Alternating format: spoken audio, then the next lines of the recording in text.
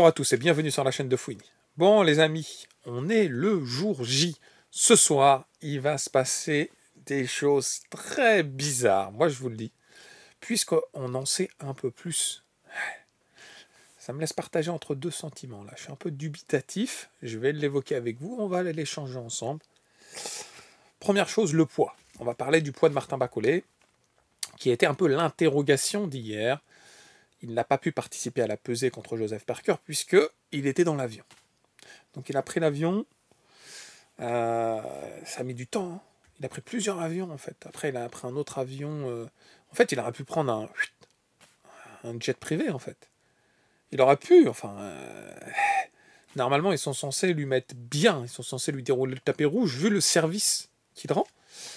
Et en fait non, il a pris plusieurs avions classiques je pense. Bon il était en première classe mais...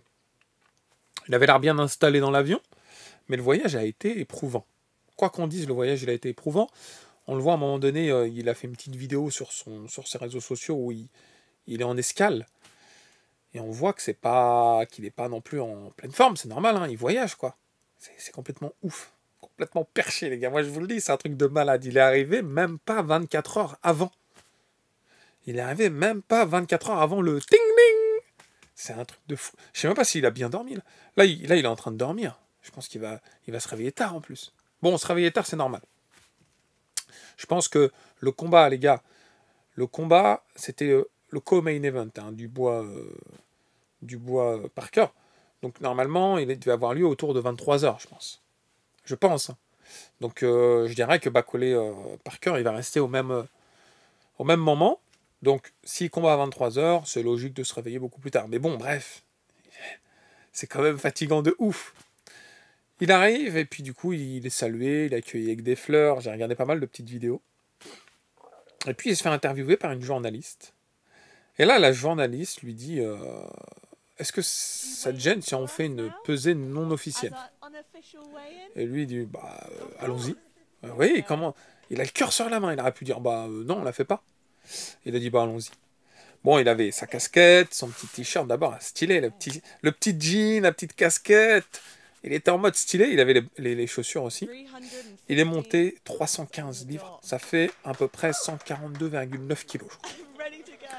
Bon, chaussures, jean, un peu gonflé par l'avion, casquette, le repas, il venait de manger à mon avis. On peut quasiment lui retirer 2,5 kg. 2 kg, 2,5 kg.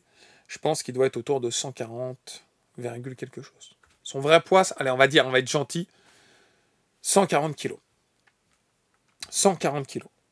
Jamais Martin Bacolé ne s'est présenté à un combat à ce poids-là. Beaucoup lui ont reproché d'être hors de forme contre Carlos Takam. Vraiment, ça a été un peu une cohue sur les réseaux sociaux en disant « Mais non, Martin Bacolé, c'est pas possible, t'es hors de forme, tu peux pas te présenter à un combat comme ça. » Et il faisait 135 kilos. Aujourd'hui, on peut pas lui dire. Martin Bacolé, pourquoi tu t'es présenté parce que là, c'était un combat, c'est une short notice. C'est même pas une short notice, c'est 24 heures, les gars. Donc, c'est normal qu'il soit lourd. Vous voyez, quand on fait un camp d'entraînement, on perd petit à petit, on va pas perdre d'un coup comme ça, c'est pas possible. Donc, je pense que lui, son objectif, c'était de se présenter contre un Jacques Ba autour de 128 kilos, j'imagine. Un peu comme contre Jared Anderson, il était à 128. Contre Tony Yoka, il était même un peu moins, je crois. Mais on va dire, allez, maintenant il a pris un peu en âge. 130 kilos, ça l'aurait fait. 129, 130, ça aurait été très bien. Là, on va dire, il a 10, 12 kilos de trop. 12 kilos de trop, facile. Voilà, 12 kilos de trop facilement. Qu'est-ce que ça a comme conséquence, les amis? Une conséquence, première conséquence, évidemment, au niveau du cardio. C'est le jour et la nuit. C'est une masse supplémentaire pour les déplacements, pour effectivement, pour envoyer pour une vitesse de coup. Donc, est-ce que ça va le pénaliser? Il ne faut pas se mentir. Peut-être pas au tout début, peut-être pas dans les 2-3 premiers rounds, mais à un moment donné, c'est sûr que ça va le pénaliser. Et je dirais même qu'au-delà du 6, 7, 8e round, ça va être un gros handicap. Il ne faut pas se mentir, sinon les boxeurs n'auront pas une préparation, sinon tout le monde boxerait comme ça n'importe quand, n'importe qui. Mettez-vous en tête une comparaison quand même assez essentielle. C'est comme si que moi je cours plus pendant longtemps. Je reprends à peine les footings, je place aucune séance, je suis à 7 kilos de trop, Et là, on me dit, ça y est, tu vas faire ta compète. Tu vas faire la compète de ta vie. Impossible. J'ai beau avoir le cœur vaillant, le mental d'acier, c'est impossible. Et ben moi, je compare un peu un combat de boxe, un peu à ce niveau-là. Les mecs, ils se présentent pas au JO, etc., en n'étant pas au taquet. Bon, bref, on le sait de toute façon qu'il n'est pas au taquet. On savait que son poids allait être quelque chose de conséquent. Je m'attendais quand même autour de 137-138 kilos. Bon, en soi, quand il s'est pesé, il n'avait pas l'air touché par ça. Je pense qu'il se connaît mieux que personne. Donc peut-être lui, ce poids-là, il sait que c'est peut-être pas le même 140 kilos qu'un autre jour. Vous voyez, on peut faire 140 kilos en commençant un travail musculaire, en commençant une préparation un peu musculaire, ou alors on peut faire 140 kilos en ayant bouffé à fond et en n'ayant rien fait. C'est peut-être pas la même chose, je sais pas. En tout cas, lui doit avoir connaissance de sa santé au sens propre, au sens direct du terme, puisque voilà, c'est le mieux placé pour se fixer une comparaison par rapport à ses précédents combats. Nous, on peut analyser que des chiffres, et les chiffres, évidemment, on le savait, ils ne plaident pas du tout en sa faveur. J'espère qu'il va pouvoir s'exprimer tout de même sur le ring, qu'il va pouvoir nous faire rêver. C'est quelque chose qui est frustrant. Parker, là, il a 121 kg. Parker, il est dans la forme de sa vie, 121 kg qu'il a ajouté pièce par pièce, hein, brique par brique. C'est du muscle mélangé pour avoir un peu plus de puissance. C'est un travail qui a duré presque un an. Je vous ai dit, j'ai regardé plein de ses vidéos au fur et à mesure à Parker. C'est un travail de longue haleine. Il arrive en mode fou furieux, Parker. Et il sait que Bacolé, il arrive dans des conditions drastiques. Des conditions que tout le monde sur la planète aura refusé, en fait. Et lui, il a dit, let's go, on y va. Vous voyez, c'est quand même quelque chose de très complexe. Ce qui se passe là, c'est, je vous le dis, hein, j'ai beau le répéter, je l'ai répété dans mon live, mais là, il va falloir l'enregistrer dans votre cerveau, les gars. Si Bacolé, j'ai bien dit si Bacolé, bat Joseph Parker dans ces conditions, c'est une histoire de malade mental, les gars. Ça serait une histoire sans précédent. Ça veut dire qu'il se positionne en best heavyweight, les gars. Le mec, il arrive hors de forme, il bat le prospect, le mec qui est affûté dans la forme de sa vie, qui devait affronter le champion du monde pour la ceinture, et il le bat. Les gars, je vous dis, je veux plus entendre de Bacolé, il prend pas les top 5 ou quoi que ce soit. Moi, je vous le dis tout de suite. Bref. On sait que physiquement, là, ça va être compliqué. Moi, je le sais. Je le sais que c'est quelque chose qui me stresse, comme vous ne pouvez pas imaginer. Plus les rounds vont avancer, plus je serai en pétoche. Parce que même s'il va jouer l'économie, mettre des accélérations quand il le faut et tout ça, c'est dur quand même. C'est excessivement dur. La boxe, c'est un sport qui demande une préparation sans faille, les gars. Bref, passons. Il y a un autre point que je veux aborder avec vous, les gars, qui me laisse un peu le cul entre deux chaises. Excusez-moi l'expression. C'est des pesos, l'argent que Bacolé touche.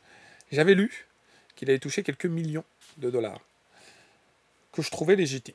Moi, je vous le dis, je le trouvais 100% légitime, vu le service qu'il leur rend. Il voyage dernière minute, au sens propre, les gars. Minute.